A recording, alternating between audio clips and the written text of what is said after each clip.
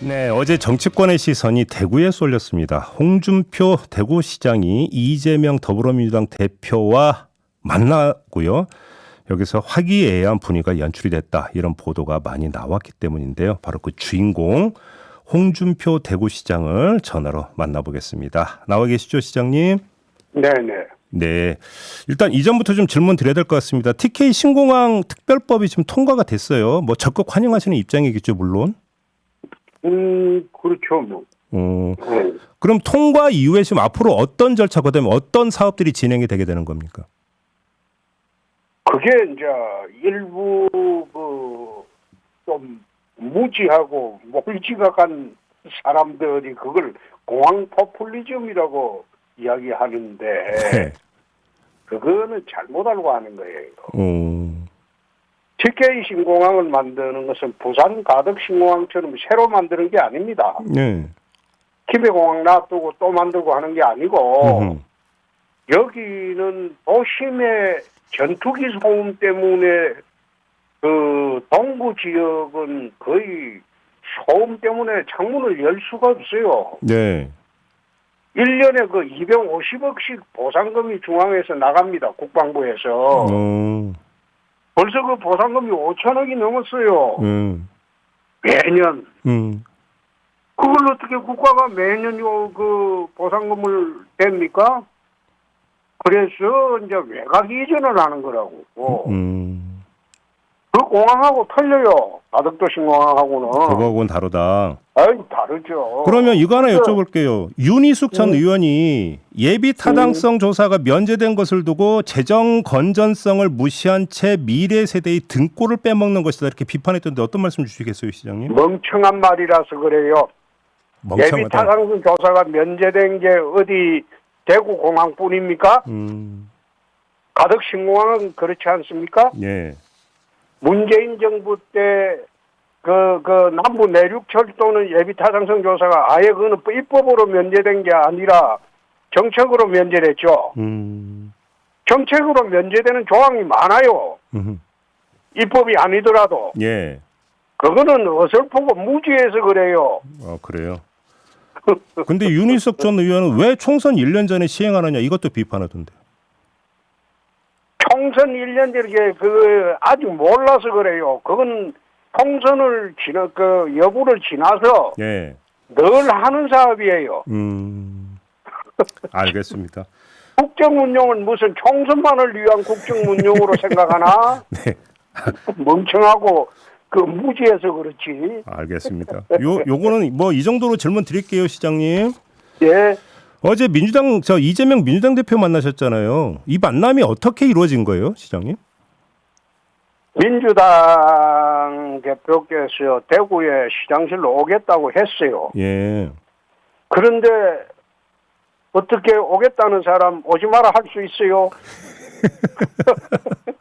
아, 그래요? 근데 그럼 이제 그래 된 건데 뭘 그걸 지금 대통령께서는 여야 영수회담 안 한다고 막 야당 진영에서 난리를 치고 하는데 네. 이게 경우가 좀 틀려요. 영수회담 하기가 어려울 겁니다. 예. 왜요?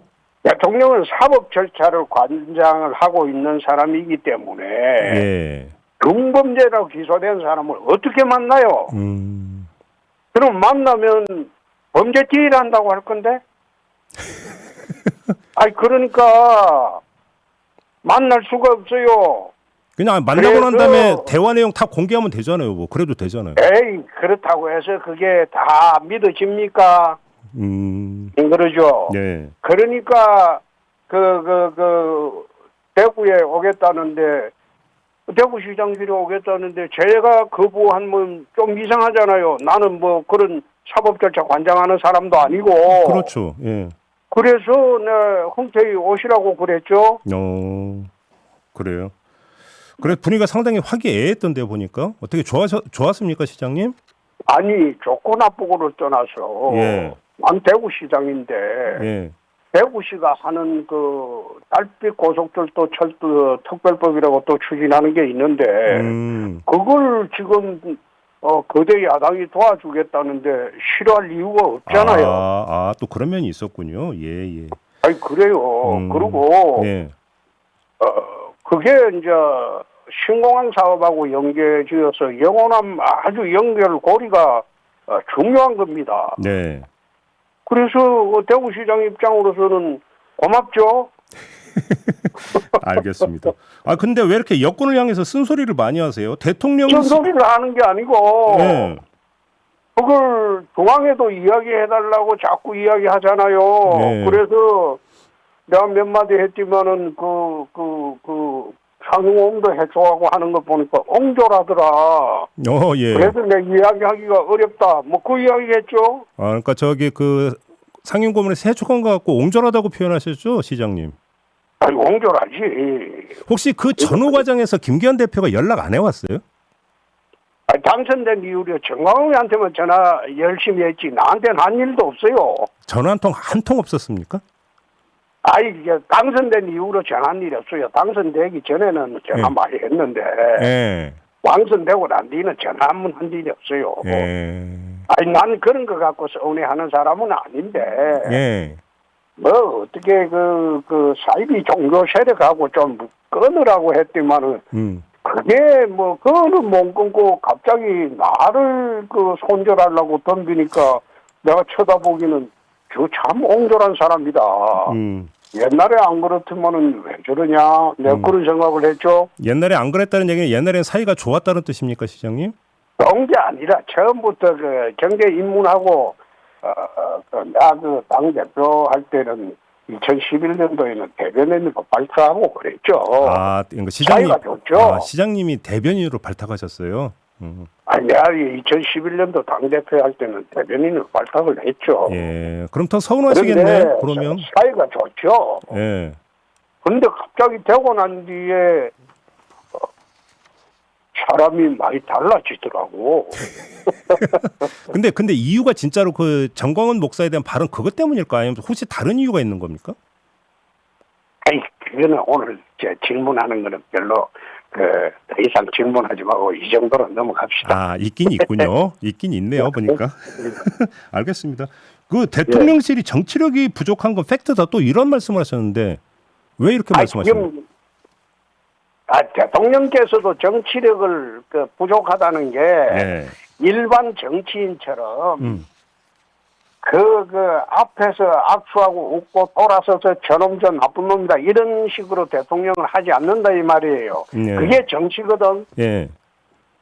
진짜 나쁜 놈하고도 만나야 되고 사기꾼하고도 만나야 되고 그게 정치인입니다. 그렇죠. 예. 그런데 대통령은 그러지 못하는 사람이에요. 평생 법령만 해가지고 솔직담백하고 이중성 없고 그리고 자기가 나쁘다고 생각하면 절대 상종 안 하고 뭐 그런 사람이잖아요. 그런 사람을 대통령으로 뽑았잖아요. 근데 일각에서는 그 참모들이 직언을 할 분위기가 못 된다 이렇게 이야기하는 사람도 좀 있던데요. 그런 분위기가 있다는 소리는 나도 들었죠. 그러면 오히려 대통령께서 좀 귀를 열어야 되는 거 아닙니까? 귀를 여는 게 아니고 직언할 만큼 배짱이 있고 또 그만한 지식이 있어야 돼요. 어설프게 직언하면 바보지. 잘릴 각오로 직언해야 된다? 그렇게 배짱도 있고 그만한 지식이 충만한 사람이 배차게 대들면 옛날에 전두환 대통령도 허삼수나 허화표이나 함부로 할 수 있었어요. 네네네. 그 시절에도 배짱 있게 대들고 그만큼 또 자기 기본 지식이나 정치력이 이거 갖춘 사람이 그래 하면 대통령이 무시할 수 있겠어요? 무시 못하지. 그래서 그런 측면에서 내가 보니까 대통령실이 아직 정치력이 좀 부족한 것 같다. 그런 취지로 말한 거예요. 알겠습니다. 근데 관련해서 그걸 두고 11주년에 대통령실을 갖다가 비난했다. 비난이 아니고 그건 팩트예요, 팩트. 그러니까 지금 바로 제가 그 질문 드리려고 했는데 이영호 의원이 그거 지금 1주년에 덕담은 못할 망정 밖에 나가 이렇게 집안 흉이나 보는 마음 이거 꼬인 시아버지 같다 이렇게 비판했는데요. 그 말도 안 되는 소리라서 그렇게 바라보면서 당의 그 좁은 시각으로 당에 충성할 수도 있겠죠. 네. 근데 난 그런 말 개의치 않습니다. 아, 그래요? 뭐 시각 자체가 좁은 사람인데 내가 그걸 어떻게 상대해요? 알겠습니다. 어제 윤리위에서 김재원 그 최고위원은 그러니까 당원권 정지 1년, 태용호 최고위원은 3개월 이렇게 징계 결정 내렸는데 어떻게 평가하세요, 시장님? 평가라기보다도 아마 김재원 최고를 탈당 권유나 제명하게 되면 처분할 우려가 있었을 겁니다. 그러면 가처분 소송에서 그게 재량권 남용으로 밝혀지면 징계를 또 해야 되거든요. 네. 그래서 아마 그런 고민도 있었을 거예요.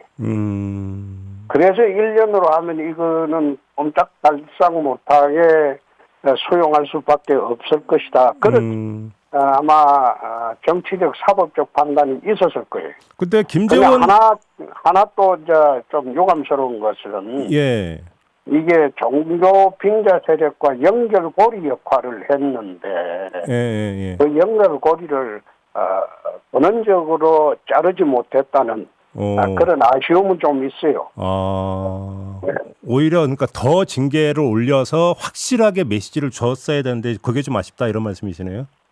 연결고리를 차단하는 메시지가 나갔어야 되는데 아직까지도 연결고리를 차단하지 못했다. 그런 아쉬움이 좀 있어요. 근데 김재원 그러나 아마 사법적인 절차도 다 고려를 했을 겁니다. 아, 그렇다. 근데 김재원 최고위원 입장에서는 제명당하나 당원권 정지 1년이나 내년 총선 공천 못 받기는 마찬가지 아닙니까? 지금 총선 공천을 그림지 대놓고 무슨 총선 공천을 말아야 되겠습니까?